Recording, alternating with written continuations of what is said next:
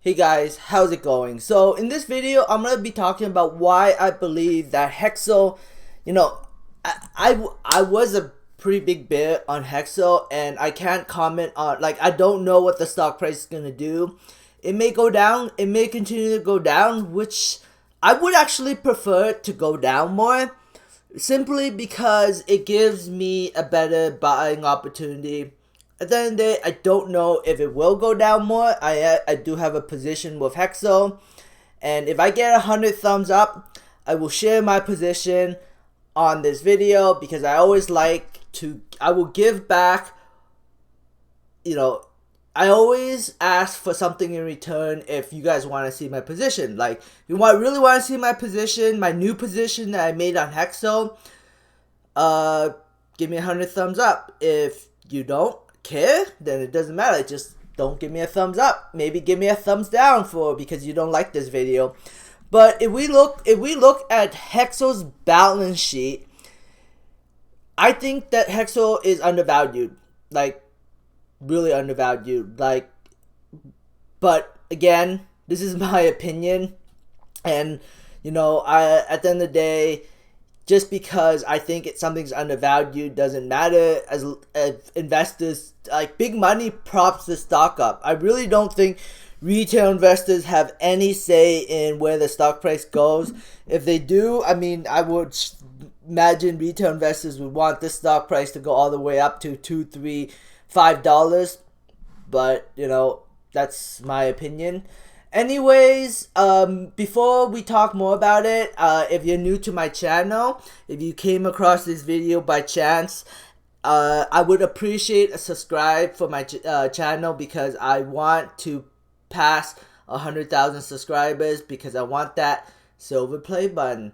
So I would appreciate if you guys smash that subscribe button. I don't really care too much for thumbs up, but I kind of do. That's why I asked for it. But anyway, so I came across this interesting article. This is kind of off topic, but Hexo needs to pay close attention to the stock base on moves and option market lately. That is because on August 21st, 2020, $1 call option has some of the highest implied volatility to all equity options today. So we can go look at the options just for a quick minute. August 21st, Hexo call options, 1,000 volume, in open interest of 36,000. $1.50 is 17,000 open interest. So there's a lot of interest in Hexo at $1. So I'm thinking that, in the future, Hexo could pop back to $1. I could be wrong. We'll see what happens.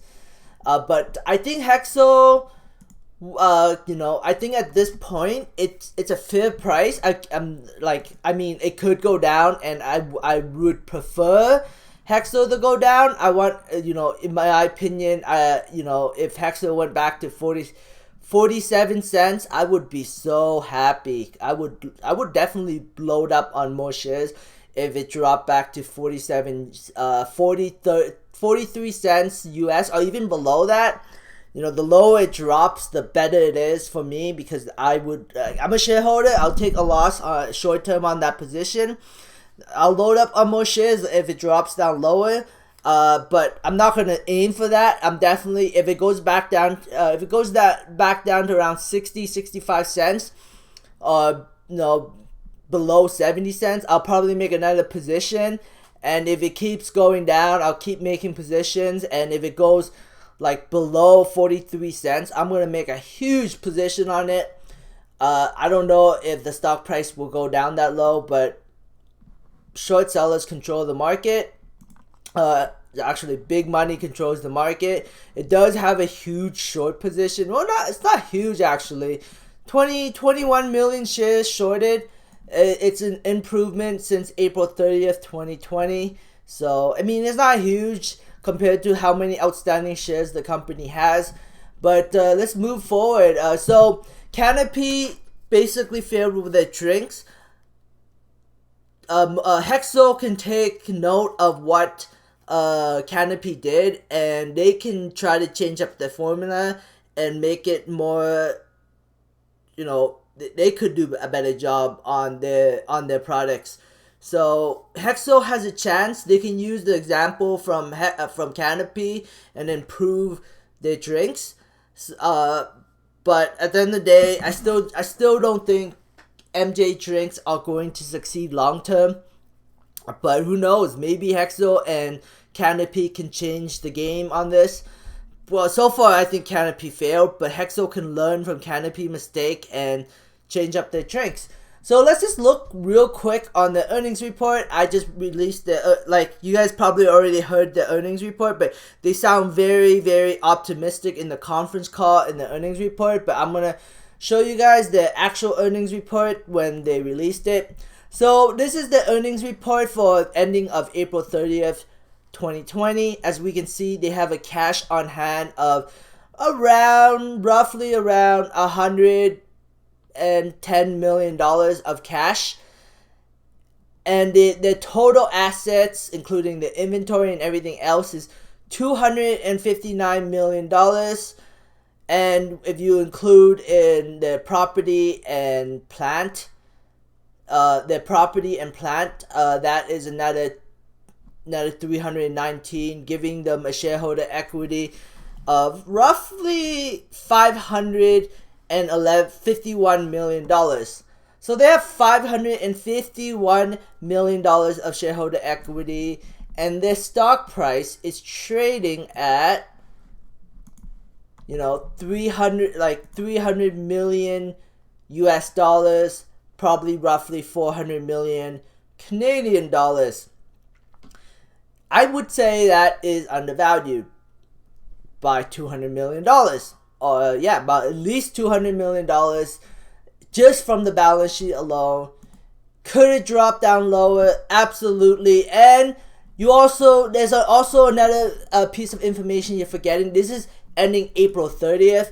If you on May 21st, 2020, they raised an additional $57.5 million, and they just sold their facility for another $10 million. So this would give them another $60 million of free cash flow, of lots of cash. And another thing that there's also another early conversion of options. This was announced on April 18th, 2020. They converted, today announced a holder of $30 million of 8% unsecured convertible debenture maturing on December 5th, 2022. So they also got rid of $30 million of debt. So their balance sheet is extremely strong because they had about a total of term loans of $30 million. Now they have no $30 million of convertible debentures. So this drops their liabilities to close to $100 million, which will increase shareholder equity to, roughly $600 million, $700 million.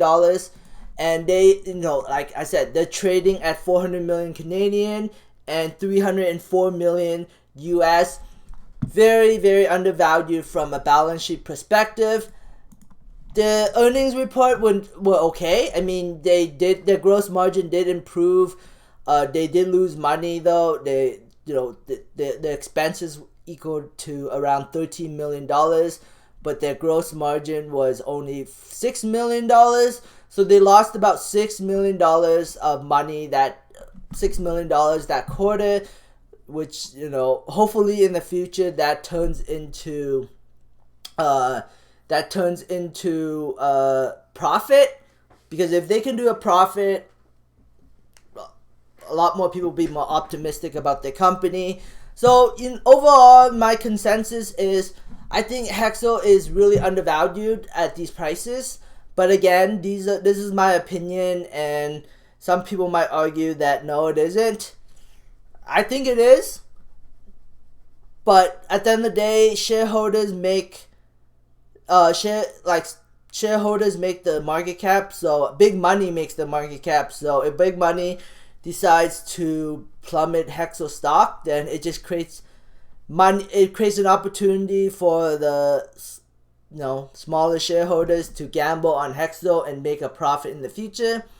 I mean, the biggest risk right now investing to Hexo is a reverse split, which might happen. I think that's a huge possibility in the near future, but we will see. We will see if they actually do it. But my gut feeling tells me that there's a huge possibility that Hexo could do a reverse split in the near future. So Molson Coolers is their biggest partner right now. They're worth $8 billion. The stock also looks very on sale in my opinion too. But right now it's kind of a falling knife because it's still bearish and it's still gonna probably head down lower. But it was a $55 stock not too long ago, almost $60 stock. And now it's a $38 stock. So if the earnings are good on July 30th, 2020, which could be because a lot of people buy alcohol and while they are stuck at home, a lot of people like alcohol, and a lot more people like alcohol in a recession/depression because it helps them from being depressed. So if Molson Coolers does good on the earnings report, you could technically see like a 70-80% return on investment. Of course, it can go down lower. It's just right now, it looks a very attractive price point because this stock used to be at one point over $100 per share. Now it's sitting at 38. Just saying, just pointing that out. Some people might say that Molson Coolers is dead and it'll never ever go back to $100. It could. I think it could. I think it is a possibility. And I also believe that there is also a possibility in the future that Molson Coolers could buy out Hexo too. So when the United States become federally legal, but again, that's a possibility. I don't know for sure. We'll see. We'll see. Because Molson Coolers is using Hexo as a hedge to alcohol. Because they think that MJ is going to be stealing a lot of market share from alcohol in the future. That's my opinion. But anyways, that's it for my video. Thanks for watching, guys. I hope you enjoyed it. Subscribe for future updates. And have a great day. Bye.